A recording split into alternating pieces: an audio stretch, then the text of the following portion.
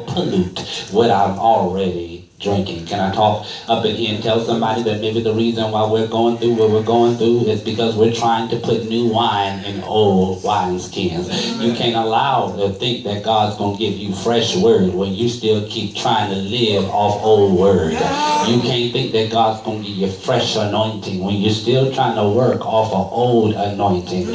You cannot expect God to renew your mind when you're still trying to hold on to the old mindset that you once had. Here it is that in this particular life that we live, in the days that we'll journey through, what I've come to understand is the problematic cause of Christians not getting to where they need to be, or not getting to where they want to be, or not getting to where they so-called pray to God to be, is because we keep walking around with an old cup trying to put new stuff in.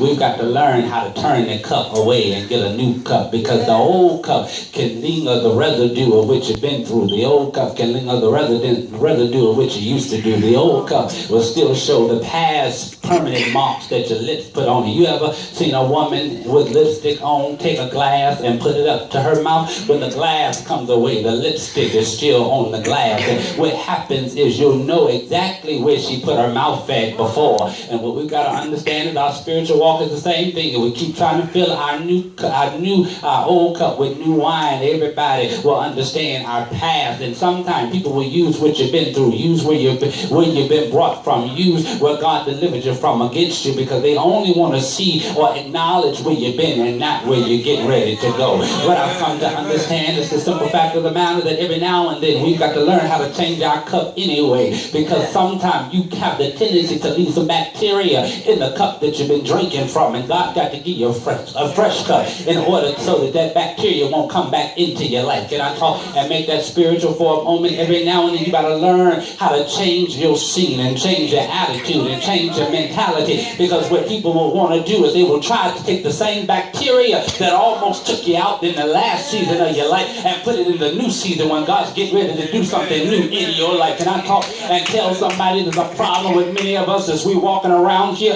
with old stuff trying to cover it up with new stuff? I don't mean no harm. The text said that you can't put a new patch on an old pair of clothing. That's because the new patch won't fit right. The new patch won't look right. And then what'll happen is that the dirty clothes will begin to contaminate the new patch. And then what once was there will no longer be used for what it was used for. And that's a word for somebody. You ought not ever let nobody change your purpose. Can I talk and tell somebody that you're putting stuff in old stuff when it should be new? You don't ever want to put yourself in a predicament and in a situation where you find yourself contaminating what God's getting ready to do. That's just like assassinating your own self, because I've been through too much for me to kill my own blessing. I've been through too much for me to kill my own breakthrough. I've been through too much to kill my own deliverance. And I don't know if I got enough folk walking around here trying to kill me on their own. I don't need to kill myself. If anything, what I need to do is learn how to remove myself from some people, places, and things so that no contamination will come to my body. That's right. The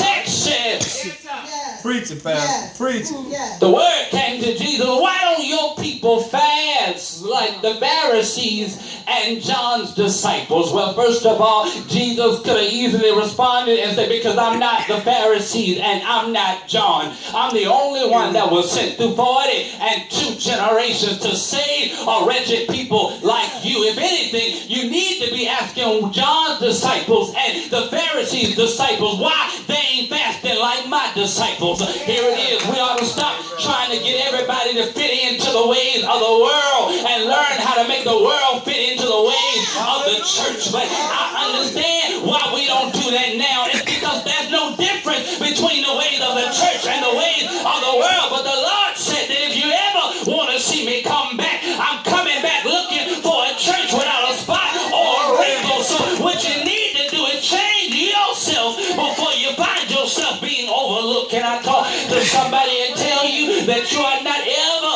attach yourself with the world, but still think that God's gonna bless you in the spirit? I don't mean you ain't doing nothing but play. I know y'all ain't come to church to hear this, but that's all right. It's tight, but it's right. You ought not ever come to church playing church like you want God to do it, but living anyway in the street. That's because God will mess you up before you opportunity to fix it. You know the word came a few weeks ago. You better check yourself before you wreck yourself. And the reason is because we're walking around here showing off new stuff, but the cup is just as dirty. Can I preach and tell somebody that I can put new water in a dirty cup? But guess what? Somebody gonna be able to tell that that water now has become dirty. Somebody gonna be able to tell that I never cleaned my glass. Can I be real? I came down yesterday and I was setting up for the dinner set and I got thirsty and I went back there to get a glass and I looked at the glass and said, well, look, I'm just thirsty. It'll work.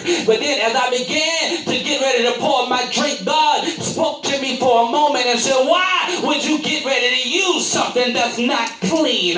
Why would you get ready to put something that's going to nourish you into something that's dirty? Can I talk to somebody? Why do you keep feeding good word to a dirty spirit? Why do you keep putting good word in something you don't want it to be clean? It's a difference between feeding good word to something that you want to be clean. But there's a difference between feeding good word to something that you want to stay dirty. I like how I am, Pastor. I don't mean no harm. I like what I'm doing. I like the people I'm around. Well, why are you sitting up in God's house?